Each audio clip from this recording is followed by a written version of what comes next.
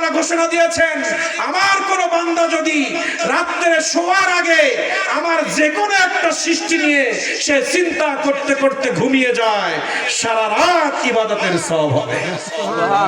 কত সৃষ্টি একদিন চিন্তা করি না, চোখ নিয়ে, কান নিয়ে, সূর্য নিয়ে, চন্দ্র নিয়ে, সাগর নিয়ে, মানুষের শরীরের ভিতরে যে অঙ্গ প্রত্যঙ্গ আছে।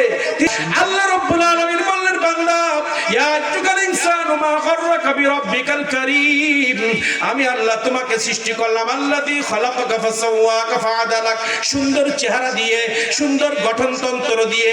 এই আহসানা ইয়া আল্লাযী খালাকাকা ফাসাওয়াকা ফাআদালাক মানে গঠনতন্ত্রের কথা বলেছেন। গঠনতন্ত্র, সুঠাম দেহ, সামঞ্জস্যপূর্ণ এমন দেহ দিয়েছি, পা দিয়ে দাঁড়াইলে তুমি তোমার দেহটাকে হেফাজত করতে পারো। আল্লাহ তাআলা বললেন, এমন শরীর আমি দেই নাই যে শরীরটাকে তুমি কন্ট্রোল করতে পারবা না। কন্ট্রোল করার মতো এমন একটা দেহ আমি তোমাকে দিলাম, সুঠাম দেহ আমি তোমাকে দিলাম, যে দেহটাকে নিয়ন্ত্রণ করার শক্তিও ওই শরীরের মধ্যে আমি তোমাকে দিয়ে দিলাম। তোমার কর্ণটাকে কিভাবে পরিচালনা করবা, চক্ষুটাকে কিভাবে পরিচালনা করবা, নাকটাকে কিভাবে পরিচালনা করবা, হাতটাকে কিভাবে পরিচালনা করবা, পাটাকে কিভাবে পরিচালনা করবা, সব কিছুর জ্ঞান দিয়ে, প্যাকেজ দিয়ে, গঠনতন্ত্রমূলক আমি তোমার শরীরটাকে সৃষ্টি করেছি। তুমি একটু চিন্তা করো, আমি বাদে পৃথিবীর কোন মানুষ, কে তোমাকে এই সুঠাম দেহ দিয়েছে? মা, কিসে, কারা, কোন বস্তু, কে তোমাকে আমার পথ থেকে গুমরাহি করলো? তুমি নিজের কাছে প্রশ্ন করো। যদি তোমার দেহ পৃথিবীর কেউ দিতে পারে, তার গোলামি করো। তাহলে কে? আল্লাহ। সবাই প্রশ্ন করেন, কে দিয়েছেন আমাদের গঠনতন্ত্র? আল্লাহ। আছে কোন পৃথিবীতে কোন বৈজ্ঞানিক আছে আমাদের গঠনতন্ত্র দিয়েছে? আমাদের শরীরের সুঠাম দেহ দিয়েছে? তাহলে কেউ যদি পাওয়া না যায়, তিনি কে? আল্লাহ। পেয়ে গেলাম গঠনতন্ত্র।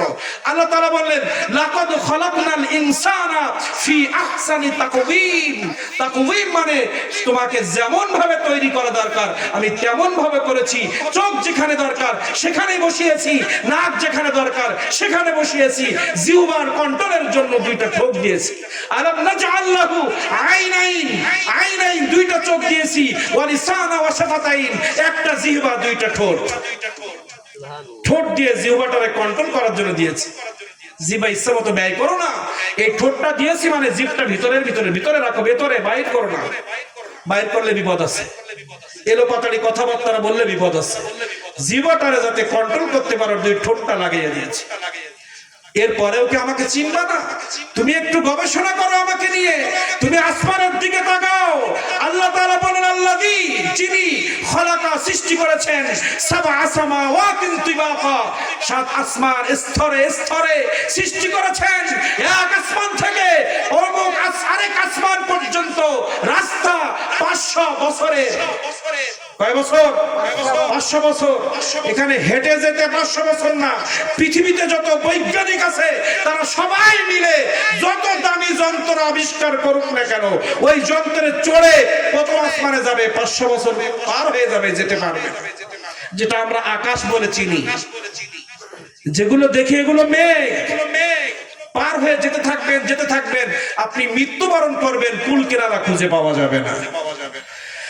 যেখানে কোনো কুল কিনারা নাই, আল্লাহ রাব্বুল আলামিন বললেন, সপ্তম আসমান তো দূরের কথা, পৃথিবীর কোন মানুষের শক্তি নাই। তার শক্তি দিয়ে, তার ব্রেন দিয়ে, তার গবেষণা দিয়ে সে প্রথম আসমান পর্যন্ত আসবে, এটা তো সে পারবে না। আর পৃথিবীতে যাই কিছু বানাও, প্লেয়ার ছাড়া তোমরা ভারসাম্য রক্ষা করতে পারো না। আর এত বড় পৃথিবী, একটা প্লেয়ারও তুমি খুঁজে পাবে না, একটা প্লেয়ারও খুঁজে পাবে না।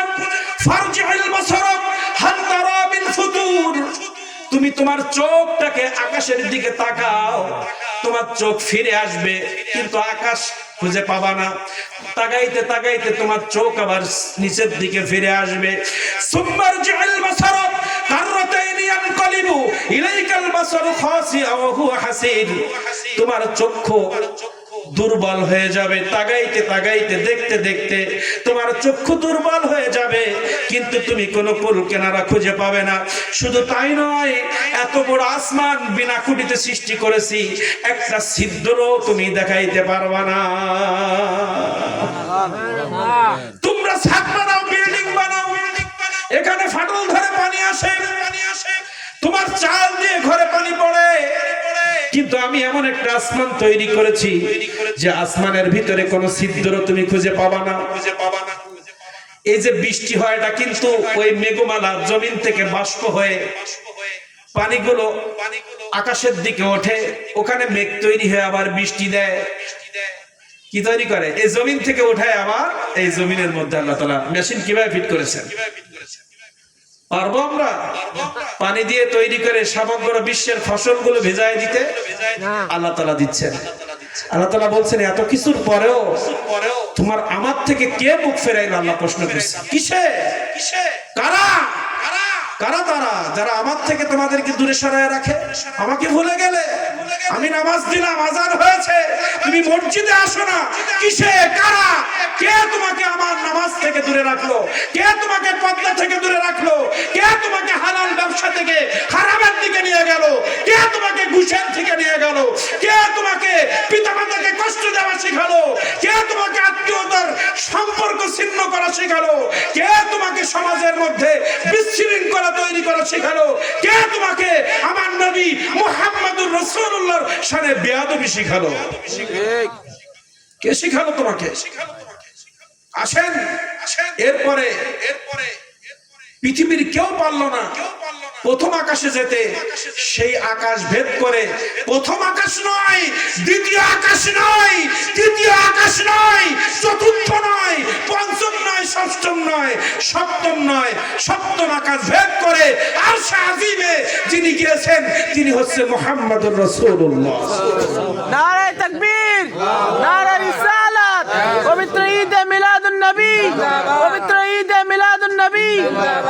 পাওয়ার বুঝেছি, আল্লাহর পরে কার পাওয়ার এটা বুঝতে হবে। আল্লাহর গোলাম নবীর ইত্তেবা বুঝার জন্য এই আলোচনায় যথেষ্ট। পৃথিবীর জমিনে কার পাওয়ার বেশি, তাহলে কার অনুসরণ করব? আল্লাহ তাআলা আমাদের সৃষ্টিকর্তা, আর অনুসরণ অনুকরণের জন্য, গোলামির জন্য, ইত্তেবার জন্য যে নবী মুহাম্মদুর রাসূলুল্লাহকে পৃথিবীতে পাঠিয়েছে, ওনাকেও গবেষণার সময় এসে গেছে। কেন আমার নবীকে মানব? কেন আমার নবীর গোলামি করব? যিনি সৃষ্টি করেছেন তিনি বলছেন, আমার মতো সৃষ্টিকর্তা পৃথিবীতে কেউ নাই, আর আমার সৃষ্টি, সমগ্র সৃষ্টি ভ্রমণ করার মতো একজনই ব্যক্তি পৃথিবীতে আসছে, তিনি আমার নবী, আমার নবী, আমার প্রেমিক, আমার ভালোবাসার বস্তু নবী মুহাম্মদুর রাসূলুল্লাহ সাল্লাল্লাহু আলাইহি ওয়াসাল্লাম।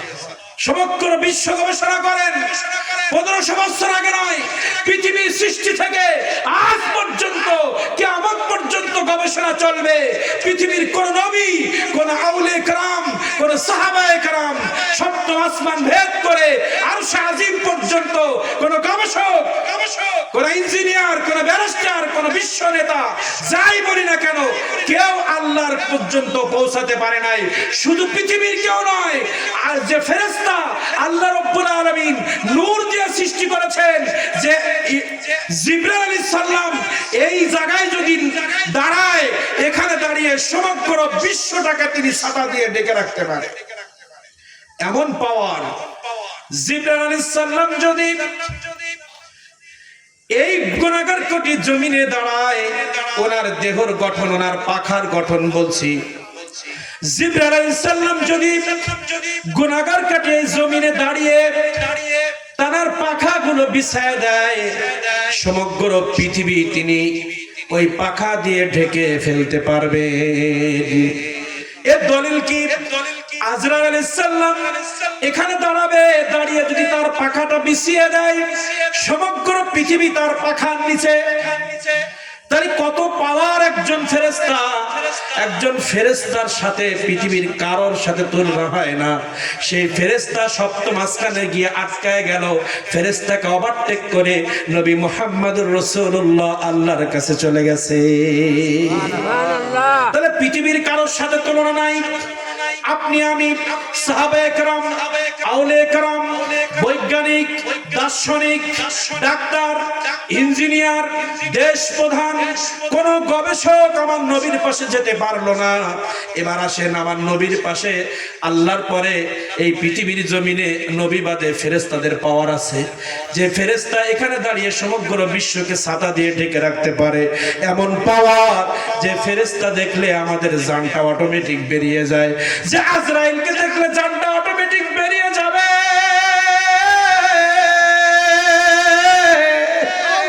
এমন আজরাইল যার শক্তি কত, সেই আজরাইল আমার নবীর কাছে তুচ্ছ।